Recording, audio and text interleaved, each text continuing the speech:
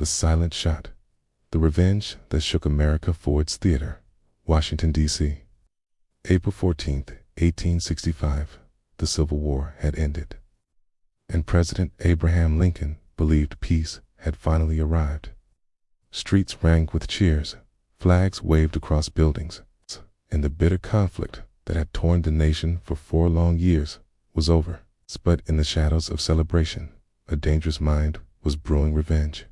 John Wilkes Booth, a 26-year-old famous stage actor from a well-known family of performers, wasn't celebrating the Union's victory.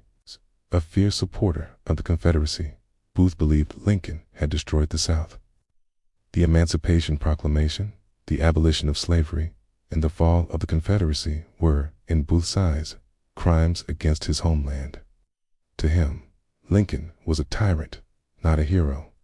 President Lincoln, tired but cheerful, attended a play titled Our American Cousin at Ford's Theater with his wife, Mary Todd Lincoln. They were joined by Major Henry Rathbone, and as Lincoln loved the theater, was his way to relax. What once began as a plan to kidnap the president had now turned into something far darker.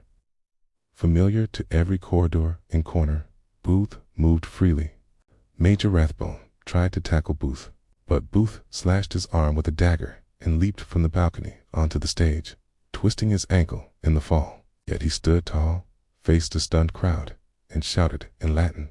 In his coat pocket was a small Derringer pistol, loaded and ready.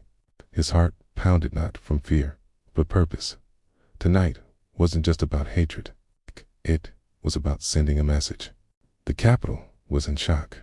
America's first presidential assassination wasn't just a crime, it was a national trauma. Lincoln was carried to a nearby boarding house where doctors tried in vain to save him. Booth raised his gun just inches behind the president's head and fired. A night at the theater, one soldier, without orders, shot him. Booth collapsed, paralyzed. But rage also grew. Booth had not just murdered a man. He had tried to assassinate an idea of freedom.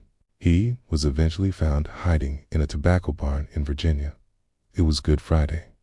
As the president settled into the private box above the stage, John Wilkes Booth was already inside the theater. The fatal moment, his bullet not only took a life, but shook the very soul of a healing nation. Booth waited for the loudest laugh in the play line he knew by heart to mask the sound of the shot. At exactly 10:15 p.m., that line came. Its legacy of pain and purpose with swift silence. Booth entered the private box. Lincoln, laughing at the joke, never heard him approach. Black Americans cried for the man who had set them free. The South lost any chance of fair post-war negotiations, and America entered a new era of struggle, recovery, and rebuilding.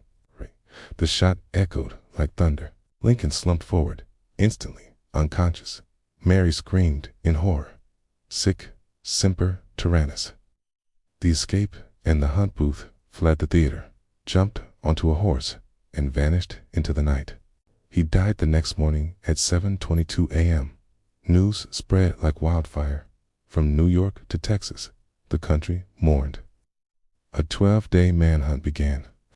Soldiers and detectives tracked Booth across rivers, woods, and towns.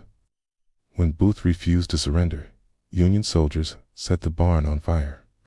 As he lay dying, Booth whispered his final words, "Tell my mother I died for my country." Abraham Lincoln's death marked the first time an American president was assassinated.